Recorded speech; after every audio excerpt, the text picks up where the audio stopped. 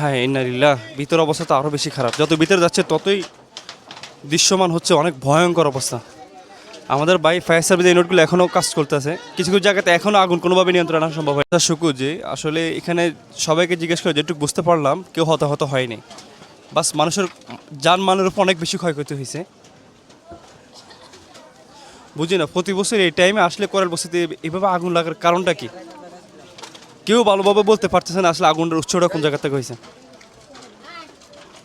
আসলে এখানে এসে যেটুকু বুঝতে পারলাম আগুনটা যেভাবে হোক একটু লাগছে, বাট আগুনটা এত ছড়ানোর কারণ হলো প্রতিটা ঘরে ঘরে আসলে গ্যাস সিলিন্ডার ছিল আর নানা রকম শীতের বজ্র থাকার কারণে আপনার আগুনটা এত বেশি ছড়াই গেছে।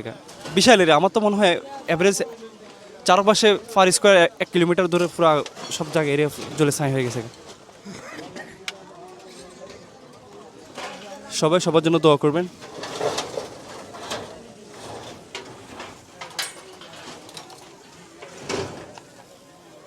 আমি সাথে আছি মোহাম্মদ আলমিন ফয়সাল। সবাই আমার জন্য দোয়া করবেন। আসসালামু আলাইকুম রহমতুল্লাহ।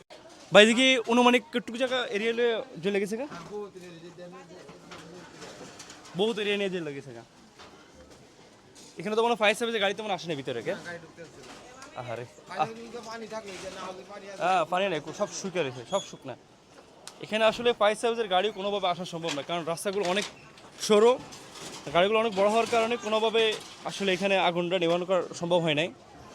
আশেপাশে সব জায়গাগুলো এরিয়াগুলো সব জ্বলে ছাই হয়ে গেছে।